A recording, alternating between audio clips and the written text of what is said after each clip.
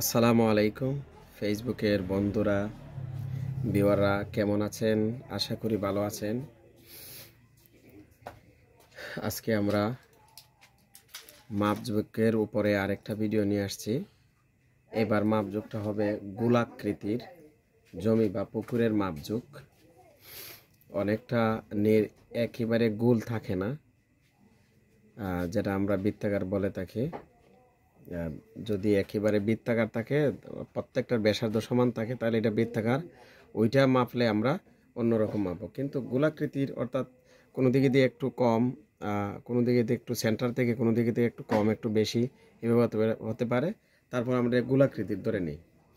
তো এই ধরনের আকৃতির ক্ষেত্রে আমরা যেটা করব, যে আমরা ওইটার মোটামুটি সেন্টারটা ধরে নিব। আগে এটার ধরে নিলাম সেন্টারটা এখানে। এখন আমরা দুই দিকে দুইটা ব্যাস সেন্টারের কেন্দ্র করে আমরা দুইটা ব্যাস মেপে নিব। তাহলে আমরা একটা ধরে নেন এই জায়গাটা, আর পূর্ব থেকে পশ্চিমে একটা মাপ মেপে নিলাম, ধরে নিলাম এটা 52 ফুট, আর একটা উত্তর দক্ষিণে আরেকটা মাপ মেপে নিলাম, এটা ধরে নিলাম 50 ফুট। এখন আমাদের কাজ শেষ। এখন আমরা যদি সূত্রতে বসিয়ে দিই তাহলে আমাদের এখানে মাপজোকটা আমরা বের করে ফেলতে পারব।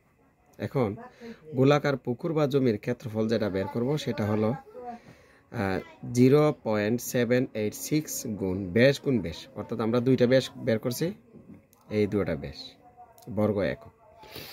এখন আমরা মান বসিয়ে দিলাম। ব্যাস, প্রথম ব্যাস 50, এরপর দ্বিতীয় ব্যাস হইল গিয়া 52। এবার তিনটায় যদি আমরা গুণ করি বর্গ ফুট আসবে। ক্ষেত্রফলের একক বর্গ একক। যখন আমরা মান বসাবো তখন আমরা এটা দেখব ফুট না মিটার, ওই হিসেবে আমরা ওইখানে এককটা বসাবো। এবার তিনটায় গুণ করলে আসে 2043.6 বর্গ ফুট। এখন আমরা শতকে নিতে হবে। শতকে নিলে আমরা জানি 435.6 দিয়ে ভাগ করতে হয়। 435.6 দিয়ে ভাগ করলে আসে 4.69 শতক, অর্থাৎ 4 শতক 69 লিঙ্ক জায়গা এখানে। তো বন্ধুরা, আশা করি আপনাদের ভালো লেগেছে। আর কার কার ভালো লেগেছে আপনারা একটু জানাবেন। ধন্যবাদ সবাইকে। আল্লাহ হাফেজ।